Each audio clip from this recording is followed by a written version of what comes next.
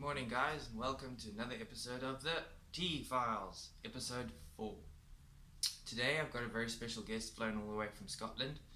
I've just asked him to come down because there's just no ways I can explain what he can. He knows a lot more than I do. So today, we're going to talk about speakers, different sizes, different types, and what they do. You get 8-inch.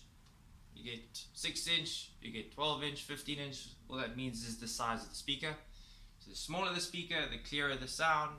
The bigger the speaker, the more sound projection comes out of it. So if you're using it in a little pub, 8-inch will do the trick.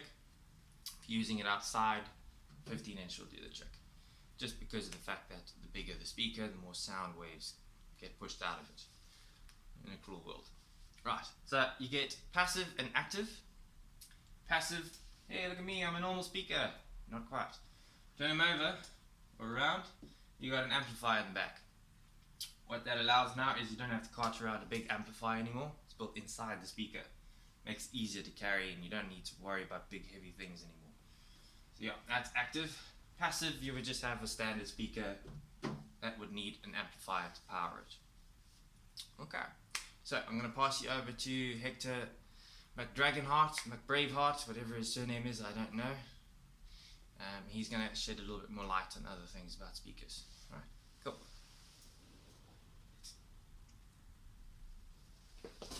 Hello and welcome. Alright, I've been told by Jared to come down here and explain a little bit more detail about the speakers for you. Right, so now if I take this little speaker over here, right, this teeny weeny little guy, right, in the back of him he's probably got a little emblem that looks like so, a Greek emblem called ohm. Right, so you'll get 8 ohm, you get 4 ohm, and you get 2 ohm. You get 16 ohm and all that, but I'm not going to talk about it right now. Right, so you got 8 ohm. No, what that means is he's actually asking the amplifier for a certain amount of power. So don't give me more, don't give me less, give me just the right amount. Right, so if it's 8 ohm, it's telling the amplifier this much place, thank you. Alright, now, what ohms is basically a little thing inside the speaker is manufactured in a way. It tells the amplifier, if you give me more, I'm gonna blow. Alright, so it's gotta be like a little communication between the two. Otherwise the relationship's not gonna work out. Okay? Watts is basically not what you'd find in a light bulb, but it's actually power from the amplifier that sends out a little bit of sound waves and a certain amount of power.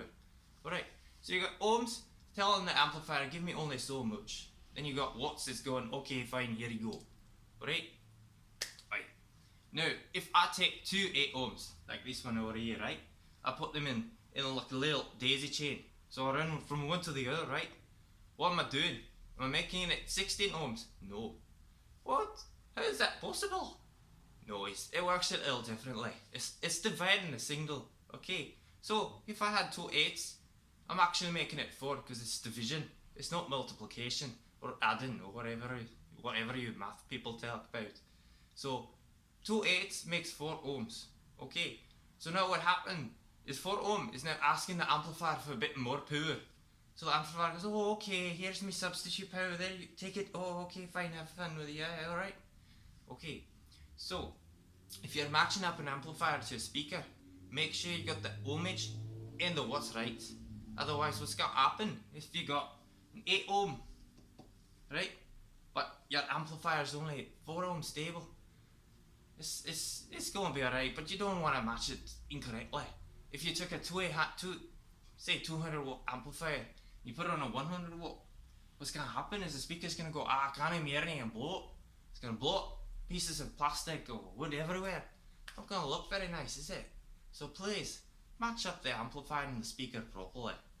The other thing is if you're gonna add too many ohms to the amplifier, it can't handle. Say, you got 2 ohms, but your amplifier is only 4 ohms. It's gonna be asking too much from the amplifier is I can't do this, laddie. It's gonna probably blow up as well. So, in all honesty, just match up your ohms and your watts, alright? Do it properly. For your scientific man, Mr. Macbeth Dragonheart. Alright, thank you very much. Thank you, Macbeth. That was very good. I thought your name was Hector, but anyway. So that's it, guys. Speakers in a cruel world, explained to you from a Scottish man. If there's any questions you guys need to know about speakers, feel free. Other thing I need to tell you about is these little dudes at the top. Now, in a cruel world, you'll have a subwoofer or a woofer, but if I had this part, it would be too bassy. So what this little dude on the top here is tweeter or a compression driver. It's just going to give you more highs from the signal. So if I sang in this, it would give me the true vocal voice sound coming out of my voice. As if I had just half of it, it would sound either too bassy or trebly. So it's equally matched top and bottom part of the speaker to give you the true signal that you are plugging into it. That's pretty much it. Otherwise, you get what they call plastic cabinets, molded plastic. You also get wooden cabinets. Wooden cabinets are a little bit heavier, but they say the sound that comes out of them is a little bit more warmer, a bit more authentic. But you can't envision an old 90-year-old granny trying to pick up a wooden cabinet. That's just not right. But yeah, so different speakers for different particular sounds that you would need and environments. That's it from me, and have a good one, guys, and I'll see you in episode 5. I still have to think about what I'm going to do in episode 5. If you guys have any ideas, please drop me an idea. I'd be happier to use that next time. Alright, guys, see you again. Cheers.